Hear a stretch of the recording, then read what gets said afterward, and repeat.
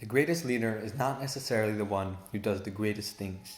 He's the one that gets the people to do the greatest things.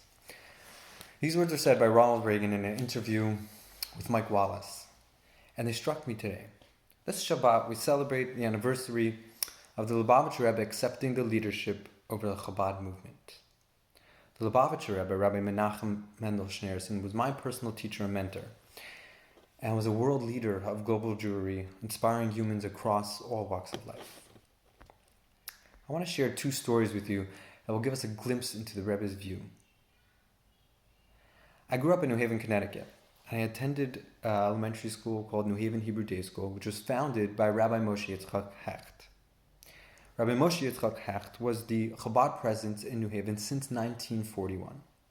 And in 1974, the demands grew on him year by year with a synagogue, a school, yeshiva, and many other responsibilities that required staff that he was unable to afford at that time. And he wrote to the Rebbe complaining that in the 33 years of work, he felt he was back at the same place as when he started, and that he simply could not continue. He signed off the letter with a heart-rending plea, and I quote, "The Rebbe should help and do all he can." The Rebbe responded not with counsel, but with light. "I've already followed your advice. I've sent there to New Haven Rabbi Moishy Hecht. It appears from your letter and from those preceding it that you still are not familiar and acquainted with him and with the capabilities with which this person is endowed. Whatever the case," the Rebbe continues, "you should get to know him now. Immediately everything will change. Your mood, your trust in God, and everyday happiness, etc."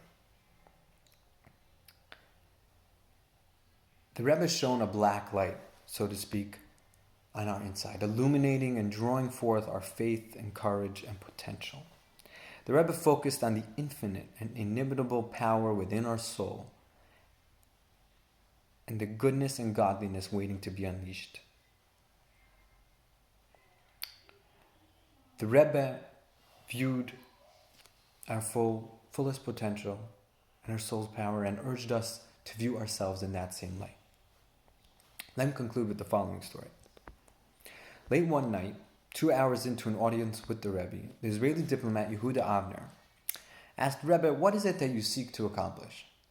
The Rebbe responded, "I'll tell you what I'm trying to do.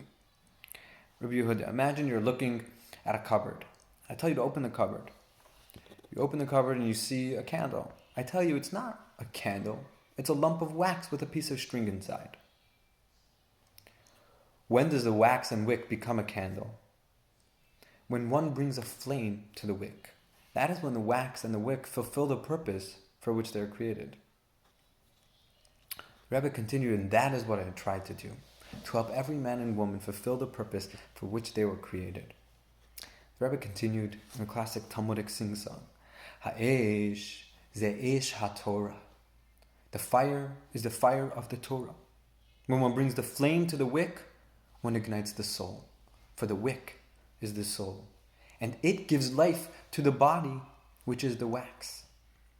And then the body and the soul fulfill the purpose for which they are created. And this is accomplished through the fire of Torah.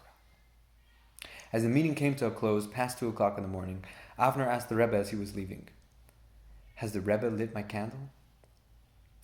The Rebbe replied, "No, I have given you the match. Only you can light your own candle." Shabbat Shalom.